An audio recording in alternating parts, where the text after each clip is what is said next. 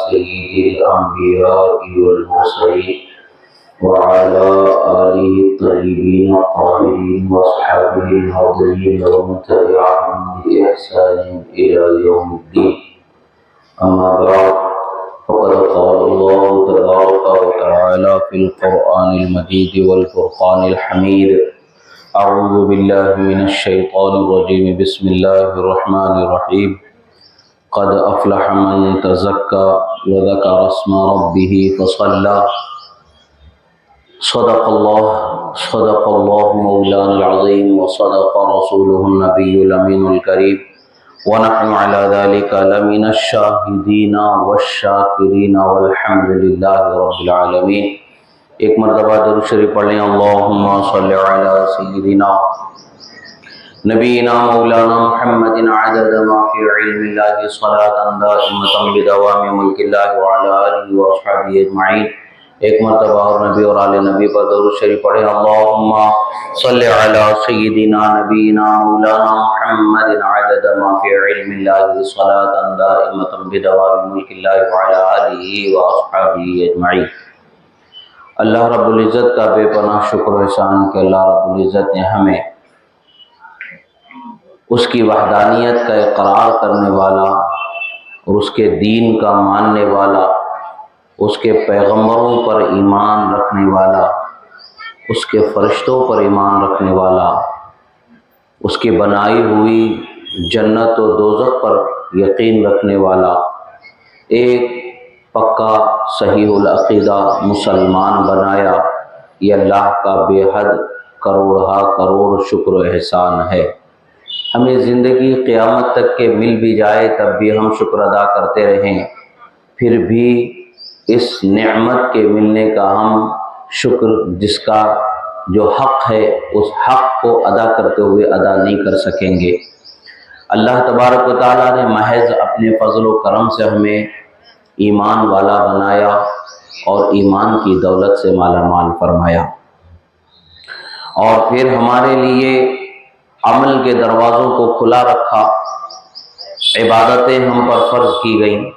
کچھ وہ عبادتیں ہیں جو صرف اور صرف جسمانی ہوتی ہیں، کچھ وہ عبادتیں ہیں جو صرف اور صرف مالی عبادتیں ہوتی ہیں، کچھ وہ عبادتیں ہیں جو مالی اور بدنی دونوں طریقے سے ہے.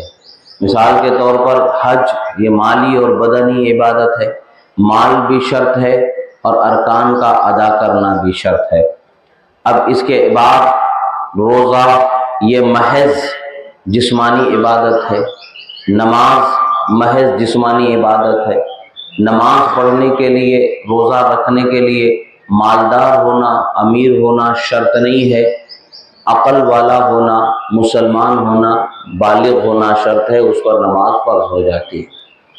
ایسے ہی زکوٰۃ ادا کرنا یہ مالی عبادت ہے، خالص مالی عبادت ہے. مالداروں کے لیے زکوٰۃ ہے، غریبوں کے لیے زکوٰۃ ادا کرنا نہیں ہے، بلکہ غریب مستحق ہیں زکوٰۃ کے. اللہ تبارک و تعالیٰ نے ہمیں یہ عبادتیں ادا کرنے کا حکم فرمایا. جس حیثیت میں بھی ہمیں اللہ نے رکھا ہے اس حیثیت سے ہمیں وہ عبادتیں ادا کرنی ہیں.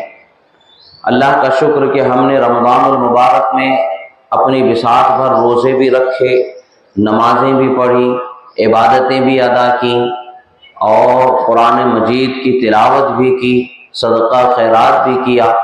یہ اللہ کا شکر ہے کہ اللہ نے ہمیں توفیق بخشی. مگر محترم بھائیوں، کیا ہم یہ یقین رکھ سکتے ہیں کہ ہماری عبادتوں کو قبول کر لیا گیا ہے؟ کیا ہم یہ یقین رکھ سکتے ہیں کہ ہماری عبادتیں قبول ہو چکی ہیں؟ ہمارے ان عبادتوں کو ہم نے ادا تو کر لیا ہے، مگر فائدہ اس کے لیے ہے جس کی عبادتوں کو خدا نے قبول فرما لیا. اگر ہماری عبادتیں قبول نہ ہوئی ہوں تو پھر ہمارا کیا حال ہوگا؟ خلیفہ دوم حضرت عمر فاروق رضی اللہ تعالیٰ عنہ کے واقعات میں سے ایک واقعہ ملتا ہے کہ آپ کے زمانے میں عید کے دن آپ کے بارگاہ میں لوگ مبارکباد پیش کرنے کے لیے، عید کی خوشیاں سنانے کے لیے آئے تو دیکھا کہ آپ زار و قطار رو رہے ہیں، آپ کی آنکھ سے آنسو جاری ہیں. لوگوں نے پوچھا امیر المومنین یہ تو خوشی کا دن ہے، خوشیاں منانے کا دن ہے، عید کا دن ہے، اللہ نے ہمارے لیے خوشیاں رکھی ہیں، تو اس دن بھی آپ آنسو بہا رہے، رو رہے، کیا وجہ ہے، کیا بات ہے؟ آپ فرماتے ہیں کہ اے لوگو، عید اس کے لیے ہے، خوشی اس کے لیے ہے جس کی عبادتوں کو اللہ نے قبول کر لیا۔ جس کی عبادتیں قبول نہیں ہوئی ہیں ان کے لیے کیا عید ہے؟ اور تو پریشانی اس کے لیے ہے جس کی عبادتیں قبول نہیں ہوئی ہیں، اور ہمیں معلوم نہیں کہ ہماری عبادتیں قبول ہوئی بھی ہیں کہ نہیں ہیں۔ اسی لیے کہا گیا ہے کہ عید کا مطلب یہ نہیں ہے کہ نیا لباس پہن لینا، عطر لگا لینا، نہا دھو کر کے تیار ہو جانا، یہ گھر میں بہتر عمدہ قسم کے انواع و اقسام کے کھانے بنا لینا، یہ عید کا حقیقی مطلب نہیں ہے۔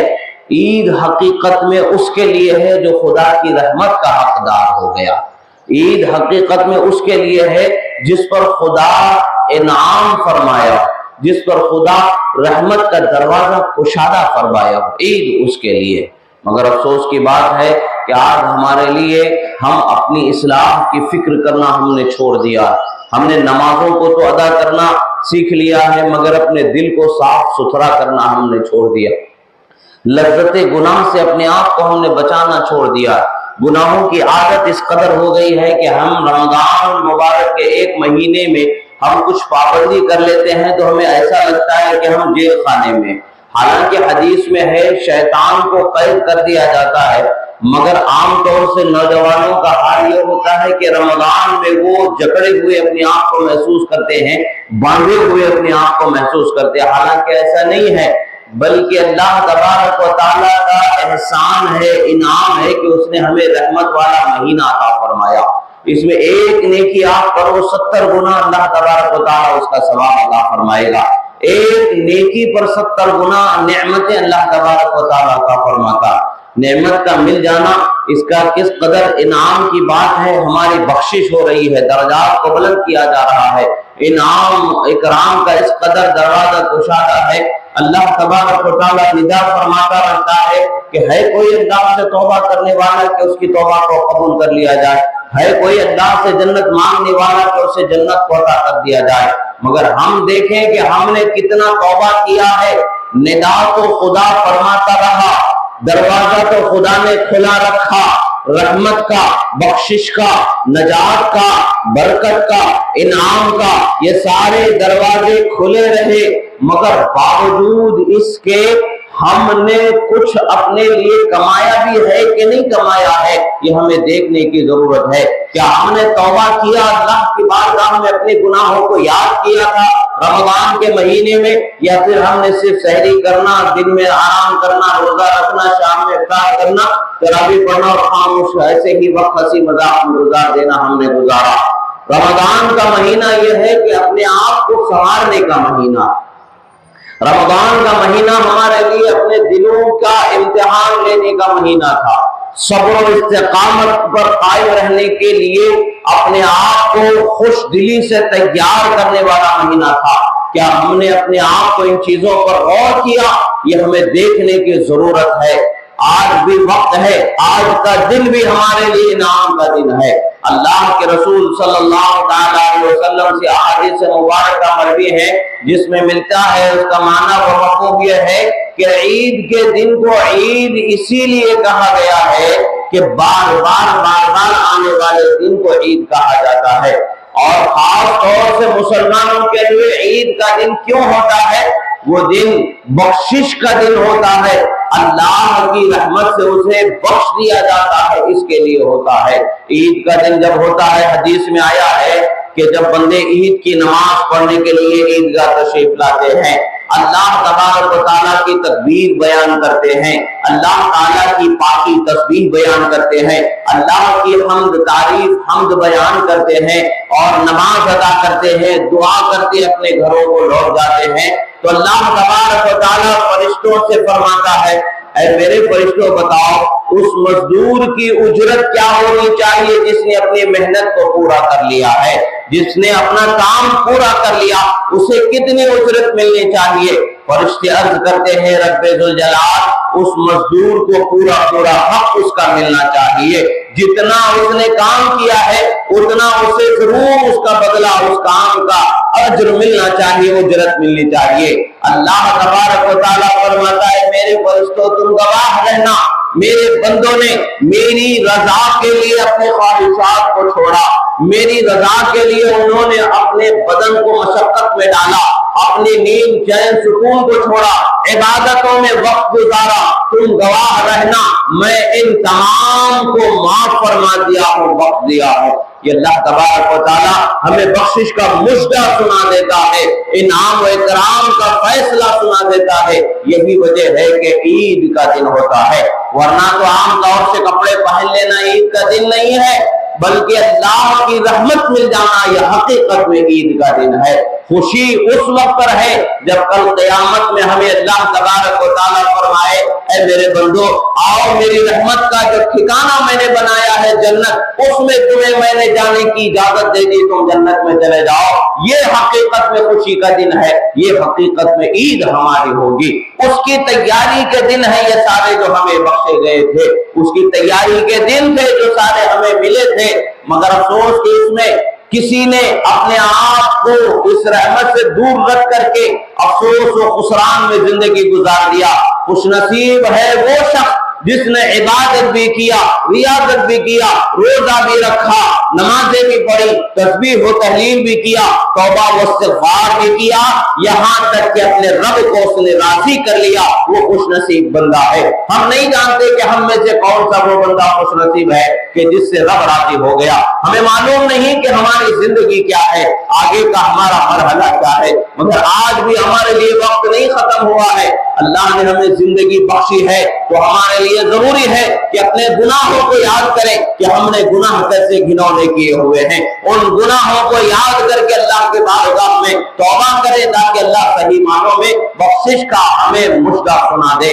آج ہماری زندگی گزر رہی ہے، ہم سوچتے ہیں کہ صرف نماز روزے میں کوتاہی کرنا ہی ہمارے لیے جو ہے گناہ کا سبب ہے، یہ ایک سبب ہے، مگر اس کے ساتھ ساتھ ہمارے بہت سی وہ زندگی کے پہلو ہیں جس میں ہم حق تلفی کرتے ہوئے گنہگار بن جاتے ہیں۔ ہم اپنے حقوق کو ادا کرنے سے اپنے آپ کو روک کر کے گنہگار بن جاتے ہیں۔ ہمیں اپنے آپ کو دیکھنا، اپنے اطراف میں دیکھنا، اپنے بیوی بچوں کے ساتھ جو سلوک کیا جا رہا ہے اس سلوک کے مطابق سے دیکھنا، اور اپنے بیوی بچوں کا جو حق ہے وہ حق ادا کرنے میں ہم نے کس طریقے سے تندہی کی ہے، کس طریقے سے ہم نے فراخی کا مظاہرہ کیا، یہ ہمیں دیکھنے کی ضرورت ہے۔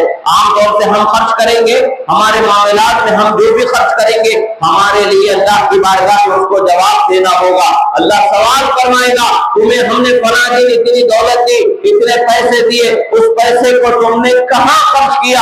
کیا ضرورت پر خرچ کیا، بے ضرورت خرچ کیا، اسراف کیا؟ یہ سارا ہمیں جواب دینا ہوگا۔ مگر رمضان المبارک کا مہینہ کیسے برکت والا مہینہ تھا، اللہ کے رسول صلی اللہ علیہ وسلم کے فرمودات کی روشنی میں ہمیں پتہ چلتا ہے کہ رمضان المبارک میں جو بندہ اپنے بیوی بچوں پر خرچ کرتا ہے اس کا حساب اسے نہیں لیا جاتا۔ کتنی بڑی نعمت کی بات ہے۔ آج ہمیں دیکھنے کی ضرورت ہے کہ ہم دوستوں میں، یاروں میں، رشتہ داروں میں جس طریقے سے جیسا ہوتا ہے ہم ایسے ہی بے وجہ کہ اپنی شان بڑھانے کے لیے، اپنے پیسے والا ہونے یا اپنے دولت مند ہونے بتانے کے لیے، دوستوں کا خیال کرنے والا بتانے کے لیے ہم نے اپنے ماں باپ کے حقوق میں حق تلفی کرنا شروع کر دیا، بیوی بچوں کے حقوق میں حق تلفی کرنا شروع کر دیا، اور ان کو جو چیز دینی ہے اس کو دینے کے بجائے ہم اپنے دوستوں کے ساتھ بیٹھ کر کے ہم نے پیٹ بھر کر کے کھانا ہوٹلوں میں شروع کر دیا، مگر وہی بچے ہیں، وہی بیوی ہے، گھر میں وہی ان کے لیے روکھا سوکھا ہم نے دینا ہے، اور وہ بھی دے رہے ہیں اس طریقے سے کہ گویا کہ ان پر احسان جتا رہے ہیں۔ یاد رکھیں بیوی بچوں کی کفالت کرنا، ان کا نان و نفقہ دینا، کھانا پینا، پہننا، اوڑھنا دینا یہ ہمارا فرض ہے۔ اگر ہم نہیں دیتے ہیں تو ایک ایک دانہ جو کم کیا گیا ہے اس ایک ایک دانے کا اللہ کی بارگاہ میں حساب دینا ہوگا۔ سوچے اللہ اگر حساب لے گا تو तो किस कदर सख्त हिसाब लेगा। अल्लाह अगर उस हिसाब को लेना शुरू फरमा दे तो क्या हाल होगा। अल्लाह खुद फरमाता है, अगर अल्लाह अपनी पकड़ को मजबूत कर दे तो जमीन पर रेंगने वाला कीड़ा भी उसकी पकड़ से बच नहीं सकता है। यानी जमीन पर रेंगने वाला जो केचुआ है, वो केचुआ भी उसकी पकड़ से अपने आप को नहीं बचा सकता है। हम कहां अपने आप को बचा सकते हैं। आज भी वक्त है हमें अपनी फिक्र करनी चाहिए। अपने हुकूक को अदा करने के लिए, किसी को खुश करने के लिए नहीं है। हमें खुश करना है तो अल्लाह को खुश करना, हमें राजी करना है तो अल्लाह के रसूल को राजी करना। अगर हम अपनी बीवी बच्चों के हुकूक अदा नहीं कर रहे हैं तो अल्लाह उसके रसूल नाराज है। हम अपने माँ बाप के हुकूक अदा नहीं कर रहे हैं, अल्लाह उसके रसूल नाराज है। और अगर हमने ये हुकूक अदा किया, अल्लाह उसके रसूल राजी है। और जब अल्लाह उसके रसूल राजी है तो हमारी दुनिया भी कामयाब है, हमारी आखिरत भी कामयाब है। मोमिन जिंदगी जीता है तो सिर्फ दुनिया के लिए नहीं जीता है। मोमिन जानता है, मुसलमान जानता है, ये दुनिया चंद रोजा दुनिया है, चंद दिन की दुनिया है। कोई आता है तो कोई जाता है, आने वालों का सिलसिला भी लगा हुआ है, जाने वालों का सिलसिला भी लगा हुआ है। कब किसका नंबर आएगा इसको किसी को पता नहीं है। एक वो मकाम है जो दुनिया से जाने के बाद हमारी जिंदगी शुरू होती है। एक मरहला कब्र का है, फिर एक मरहला हश्र का है, फिर हिसाब किताब है, फिर जन्नत और दोज़ख का फैसला है। हम जानते हैं कि जिस तरह से हम पैदा हुए हैं उसी तरीके से मरना भी यकीनी है। जिस तरीके से पैदा होना और मरना यकीनी है, वैसे ही मरने के बाद फिर जिंदा किया जाना यकीनी है। और हिसाब और किताब होना भी यकीनी है, जन्नत और दोज़ख का फैसला होना भी यकीनी है। उस वक्त के लिए अपने आप को तैयार करने की जरूरत है। और अपने आप को अल्लाह की बारगाह में हाजिर होने के वक्त पर आपसे जो अपने हुकूक की अदायगी में कमी हुई है, उस वक्त पर क्या जवाब देंगे, इसकी तरफ हमें फिक्र करने की जरूरत है। अजीजों, आप जिस तरह से बेहतर जिंदगी गुजारना चाहते हैं, वैसे ही अपने जो रिश्ते जिनका हक अदा करना आप पर फर्ज है, उनके लिए भी आप उसी तरीके से जिंदगी के असबाब और सामान मुहैया करने की कोशिश करें। कल को अल्लाह की बारगाह में हिसाब देने से बच जाएंगे, जवाबदही करने से बच जाएंगे। उनका सुलूक आपके साथ कैसा है, ये उसके जिम्मेदार आप नहीं है, आप आपके अमल के जिम्मेदार हैं। आपकी बीवी झगड़ा करती है, आप उसके जिम्मेदार नहीं है। आप आपकी बीवी को जो हक है, आपका जो फर्ज है, उसके हुकूक को अदा करना, उसके साथ वक्त गुजारना, उसके लिए खाना पीना और पहनना ओढ़ना, रहने सहने का इंतजाम करना, यह आपका जिम्मा है, यह आपका फर्ज है। ये आपने इसमें कमी की है तो इसके जिम्मेदार आप होंगे और आपको कल क़यामत में पूछा जाएगा। अगर वो आपके साथ बदसलूकी करते हैं तो वो उसके जिम्मेदार होंगे, कल वो क़यामत में उसके जवाबदार होंगे। उनके लिए आप अपने आप को दोज़ख का कुंडा न बनाएं। आप अपने हुकूक के अदा करने में बेपनाह ख्याल रखें ताकि कल क़यामत में अल्लाह की बारगाह में रुस्वा होने से बचा जाए। और फिर अभी रमजान खत्म हो गया है तो हम मस्जिदों से दूर भागना शुरू कर देते। यह हमारा अलमिया है, यह अफसोस की बात है। मुसलमान आज पस्ती में क्यों जा रहे हैं कि हमने खुदा की इबादत में खुलूस अपने अंदर हमने बसाना छोड़ दिया। हम जो भी कर रहे हैं दिखावे के लिए करते चले जा रहे हैं, या फिर वक्ती तौर पर चंद रोजा या चंद लम्हा हमारी वो ज़ौक़ और शौक का मसला रहता है, आप में खत्म हो जाती बाकी बातें। हमें अपने आप को संभालने की जरूरत है, संभालने की जरूरत है। जिस तरह से रमजान में हम नमाजें पढ़ते हुए अपने काम करते रहे, इसी तरीके से और दिनों में भी हम नमाजों को पढ़ते हुए अपने काम पूरे कर सकते हैं। आसान है, मुश्किल नहीं है, हम कर सकते हैं जरूर, मगर हमें करने की फिक्र करनी चाहिए, हौसला करना चाहिए, इरादा बनाना चाहिए। जिस तरह से हमने नमाज में 5 वक्त नमाजों की रमजान में पाबंदी की है, उसी तरीके से इन दिनों में भी पाबंदी करने का हौसला और जज्बा लेकर के उठे और पाबंदी करें। यकीनन अल्लाह तबारक व तआला रहमतों के दरवाजे हमारे लिए कुशादा करेगा। और फिर अब ये शव्वाल का महीना आ रहा है, शादी ब्याह का महीना भी आ रहा है। इसमें भी मुसलमानों के लिए जरूरी है कि वो इसराफ खर्च करने से बचे, बेजा खर्च करने से बचे। गाना बजाना, ड्रम्स बैंड बाजे, इस कदर उसका रिवाज होता जा रहा है, इस कदर उसका रिवाज होता जा रहा है कि अल्लाह की पनाह, अल्लाह की पनाह। एक गरीब घर की शादी हो जा सकती है, एक गरीब बच्ची की शादी हो सकती है जितना बैंड बाजों पर खर्च हो रहा। یہ غریب گھر کی شادی ہو سکتی ہے، بینڈ باجوں پر جو پیسے خرچ کر رہے ہیں، لاکھوں ہزاروں خرچ کر دیے جا رہے ہیں، کیا فائدہ ہے؟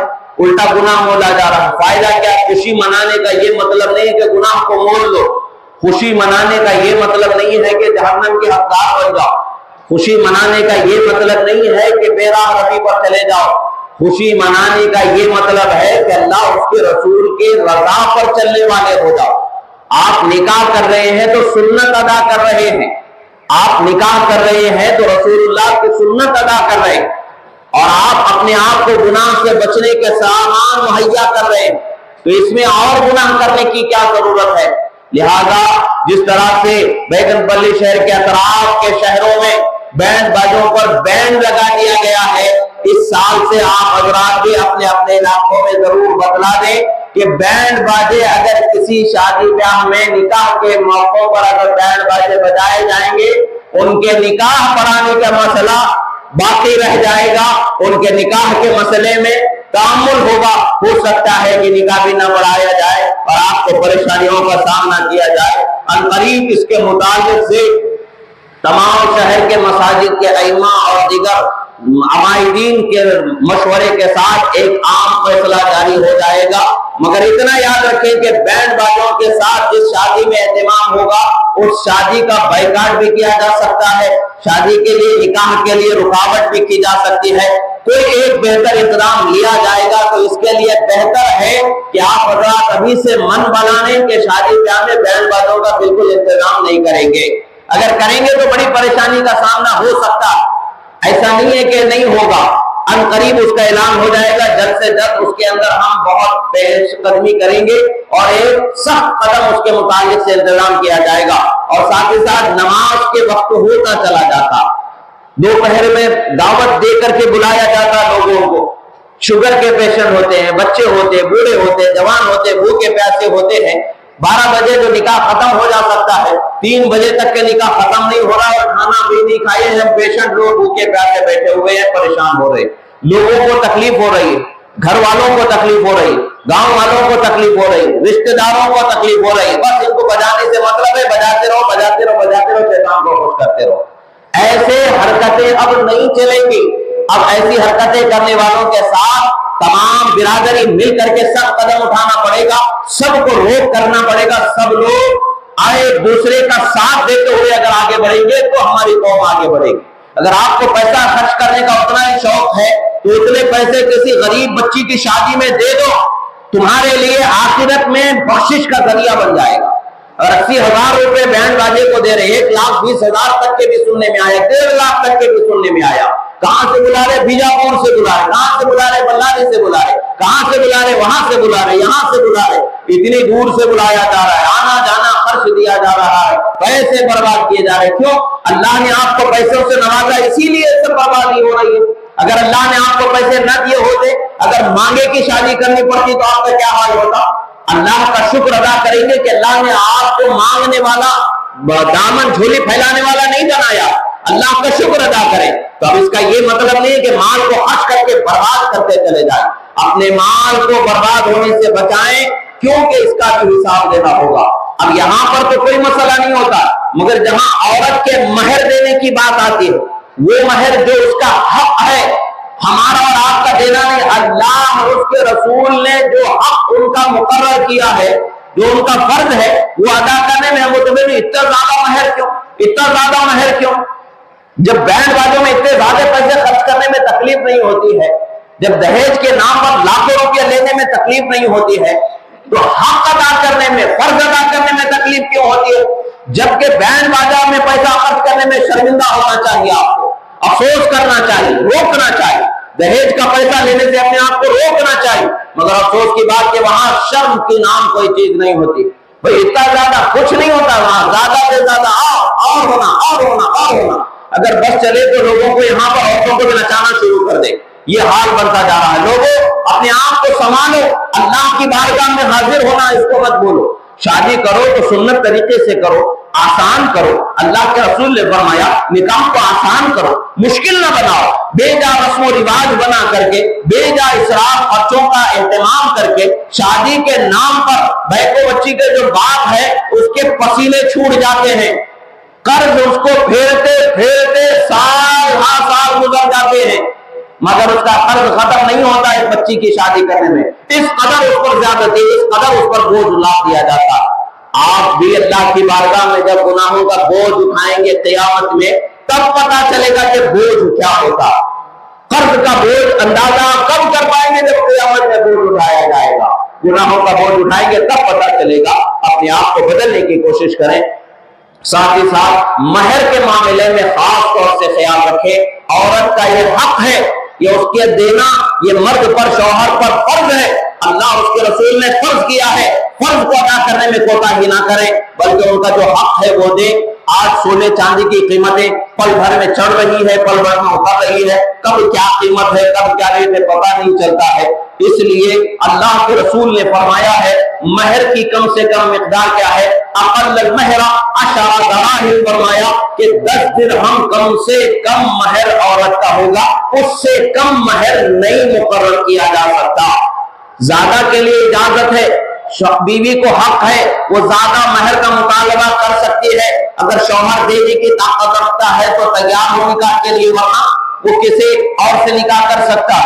عورت کو اختیار ہے زیادہ مہر کا مطالبہ کرنے کا، اگر دونوں اس پر راضی ہو گئے اس مقدار پر گھر والوں کی مناسبت سے، فرمائش سے، تو ٹھیک ہے، ورنہ اس کا اختیار ہے۔ کم سے کم 10 درہم ہونا چاہیے عورت کا مہر، اگر اس سے کم ہوگا تو دینے والا اس کا مہر ادا کرنے والا نہیں ہوگا، مگر اس پر فرض اتنا ہی ہوگا جتنا کہ اللہ اور اس کے رسول نے فرض کیا۔ کم سے کم مہر اس پر آٹومیٹکلی فرض ہو جائے گا۔ 30 پر 1 گرام چاندی ہوتی ہے، چاندی کے وزن کے اعتبار سے 10 درہم کی مقدار کتنی ہوتی ہے؟ آج کے نئے وزن کے اعتبار سے 30 پر 1 گرام چاندی ہوتی ہے۔ تو مہر مقرر کرنے میں چاندی کی قیمت کم زیادہ ہو رہی ہے، تو اس لیے قیمت کا خیال نہ کرتے ہوئے چاندی زیور کی شکل میں تو ڈالا ہی جاتا ہے، دیا ہی جاتا ہے، تو وہ چاندی مقرر کریں، چاہے وہ نقد دیں آپ یا بعد میں دیں، دونوں صورتوں میں اختیار ہے۔ 30 پر 1 گرام 31 گرام 31 گرام چاندی ضرور مہر مقرر کیا جانا ہوگا۔ اس سے کم مہر اگر مقرر کریں گے تو وہ مہر نہیں ہوگا، شرعاً آپ پر اتنا ہی دینا ضروری ہوگا۔ اس سے زیادہ اگر خواہش مند ہے، اگر کوئی اپنے طور پر رضامند ہو جاتے ہیں تو زیادہ سے زیادہ کی کوئی حد نہیں، راضی اگر ہو گئے ٹھیک ہے دے سکتے ہیں، مگر کم سے کم 10 درہم یعنی 30 پر 1 گرام چاندی، اس سے کم مہر مقرر نہیں کیا جا سکتا۔ تو لہذا جو ماں باپ اپنی بچیوں کی شادی کر رہے ہیں یہ ان کا ذمہ ہے، بچیاں شرما کر کے نہیں بول پاتی ہیں تو یہ ماں باپ کا ذمہ ہے کہ جس طرح سے وہ لوگ جوڑے کی رقم کا مطالبہ کر رہے ہیں، جس طرح سے اور بھی خواہشات کا مطالبہ ہو رہا ہے، کھانے میں بکرا پکے گا، کھانے میں بریانی ہوگی، کھانے میں ڈبل کا مٹھا ہوگا، یہ سارے جو مطالبات پورے کر رہے ہیں، تو آپ کا بھی یہ حق ہے، آپ ان سے مطالبہ کر سکتے ہیں کہ ہماری بچی کا مہر آپ کیا مقرر کرے، آپ پوچھ سکتے ہیں، آپ کا فرض ہے، بلکہ آپ کا حق ہے، آپ پوچھیں۔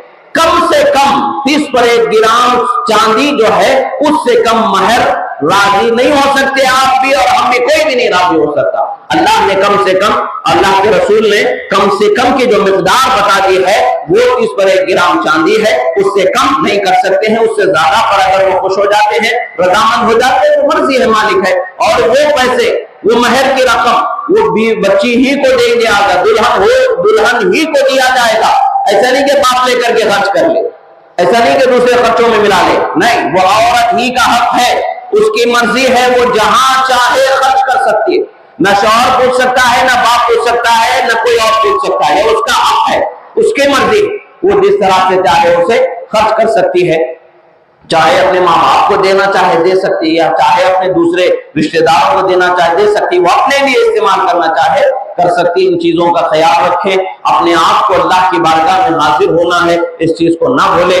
شادی بیاہ کے لیے اس سال بینڈ باجے اگر کسی شادی میں ہوں گے تو اس شادی کے متعلق سے سخت اقدام انشاءاللہ اٹھایا جائے گا۔ ہو سکتا ہے کہ شادی کو روک دیا جائے، 12 بجے کے بعد میں نکاح کے لیے اگر کوئی کہیں گے تو 1 دن یا پھر رات، جیسا بھی ہوگا، مشورہ کرنے والے ہیں، تمام لوگوں کے درمیان مشورہ کرنے کے بعد ایک فیصلہ جاری ہو جائے گا۔ ہو سکتا ہے کہ 1 دن کا انتظار کرنا پڑے، ہو سکتا ہے کہ دوسرے دن نکاح کا انتظار کرنا پڑے گا۔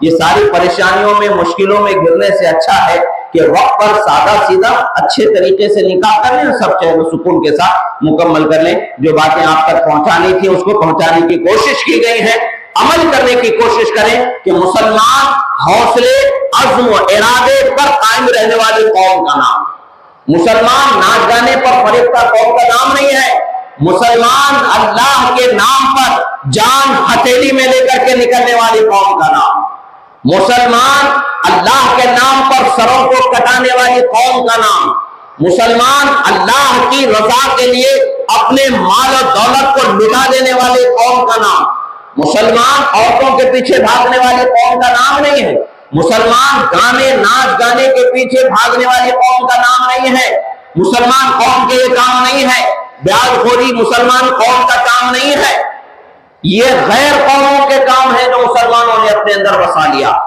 اور جب تک کہ اس کو چھوڑیں گے نہیں بربادی سے ہمارا سامنا ہوتا ہی رہے گا۔ ہم اگر بربادی سے بچنا چاہتے ہیں تو ان چیزوں کو چھوڑ دینا ہے۔ اللہ رب العزت کی بارگاہ میں دعا ہے، جو کہا گیا سنا گیا، کہنے میں سننے میں جو غلطی ہوئی اللہ تعالیٰ اسے معاف فرمائے، جو حق کو صحیح کہا گیا اسے قبول فرمائے۔